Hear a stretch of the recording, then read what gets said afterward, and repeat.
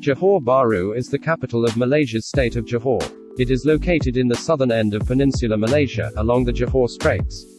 In 2022, the city has a population of 1,044,548 and covers an area of 220 kilometers square. Furthermore, its strategic location, near Singapore, would also have contributed to growing development, rising land values, and investment prospects. Shuz Development intends to develop a residence in the Mutiara Rini neighborhood. The proposed site is Lot 3490, which is located in the Johor Bahru district of Mukim Pulai. The total land area is 1.9526 hectares and was governed by Majlis Bandaraya Iskandar Putri. The proposed site falls within the category of agricultural land. As a consequence, an application for land use conversion to a building is necessary. This section will explain more about the topography, vegetation, soil condition, accessibility, public facilities, and other site features on the proposed site. Based on observations, the location is relatively sloping and does not vary much in terms of elevation.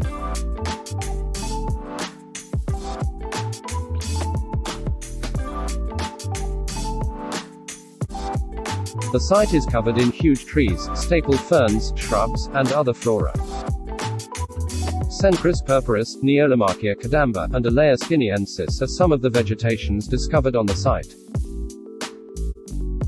The soil type in the proposed site is loam soil. It is an ideal soil for constructing building foundations. Loam soil is also the best for gardening purposes. That's why it's found in prosperous farming areas. It comprises sand, silt, clay, and humus, and can hold moisture and nutrients.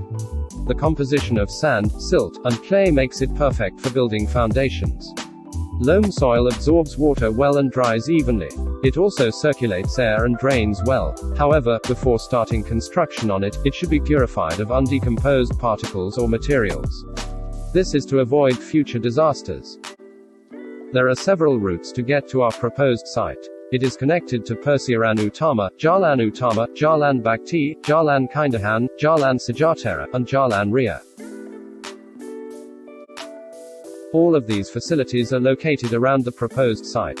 The pedestrian bridge is designed to allow pedestrians to cross busy highways in the safest and most efficient method.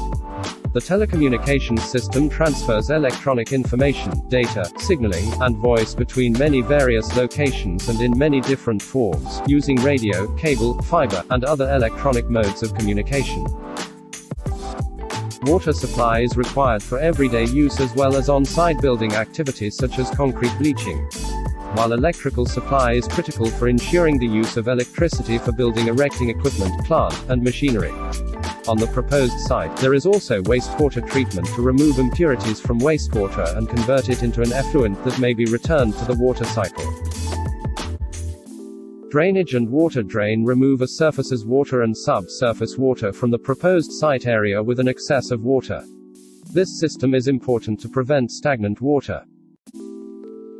Commercial buildings are buildings where commercial activities take place. The proposed site is adjacent to a commercial shop lot and is also close to hypermarket Maidan. Petrol station, Petronas, is also close to the proposed site, which is important for automobiles. Clinics are also one of the commercial buildings that exist near the proposed site. Medical services are important to offer diagnostic, therapeutic, and other preventive outpatient services. Educational and religious institutional buildings are areas required for the proper functioning of academic and worship activities. SMK Mutiara Rini is only in front of the proposed site while Masjid Jamek al-Jawahar is only 2 kilometers from the proposed site. The surrounding site area is developed with residential areas such as Indah Height and Present Utama. The proposed site also near with the construction resources. Kao Hock Building Materials, 2.9 kilometers, offers part of the hardware, plumbing, and heating equipment and supplies to the merchant wholesalers industry.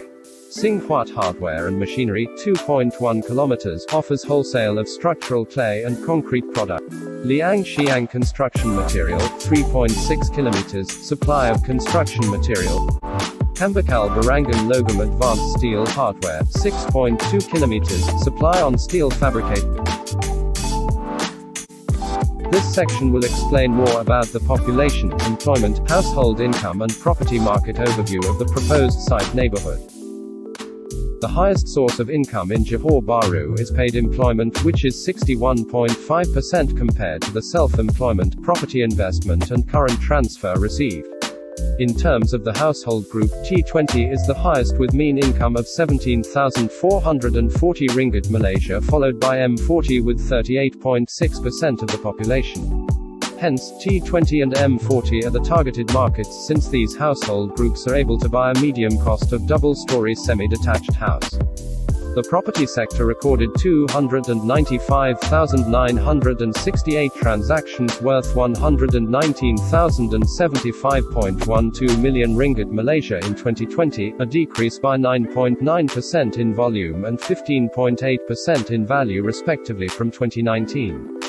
This decreased value is related to the COVID-19 pandemic, where all sectors were stopped because of the restriction movement order. 2020 saw 47,178 units of new launches, lower than those recorded in 2019 at 59,968 units.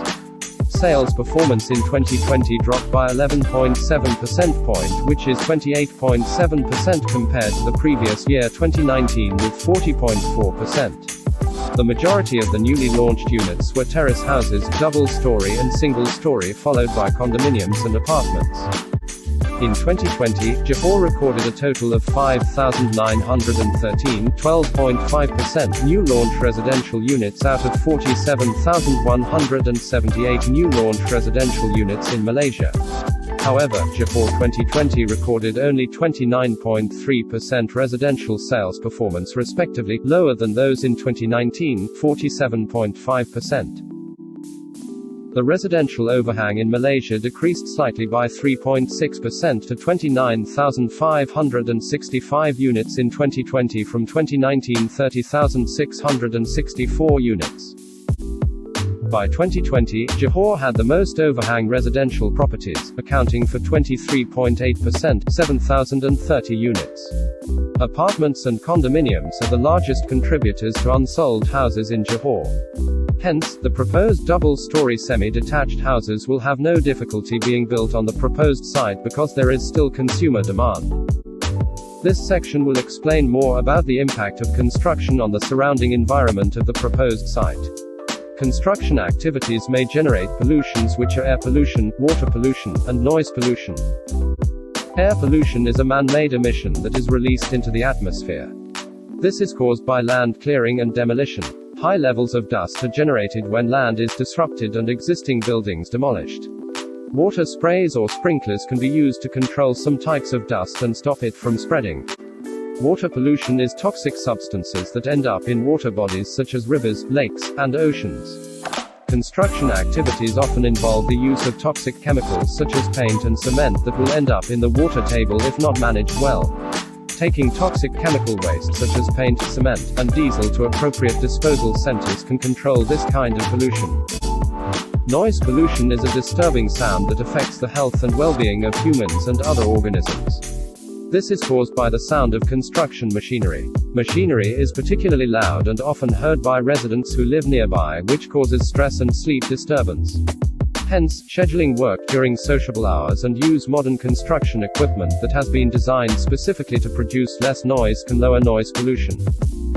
This section will analyze the strengths, weaknesses, opportunities, and threats of the proposed project.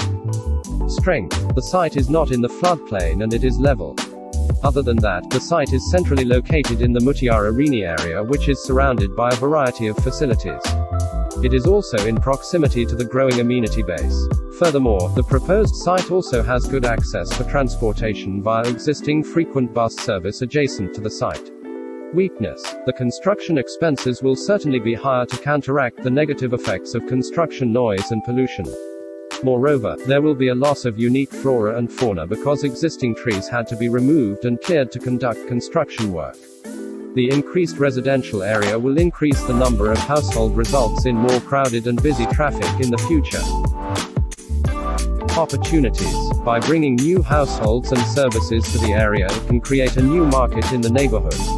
M40 households now have more choices for selecting their ideal home in that neighborhood. Furthermore, the newly developed neighborhood offers an attractive design and modern amenities that can attract investors for future development in that area. Threat: our new proposed double-story semi-detached house had to compete with existing residential developers there. Moreover, the construction is carried out adjacent to schools and residential areas which will have the potential for noise pollution. Lastly, the increasing truck traffic on surrounding neighborhood roads during the construction may be dangerous for the residents and students.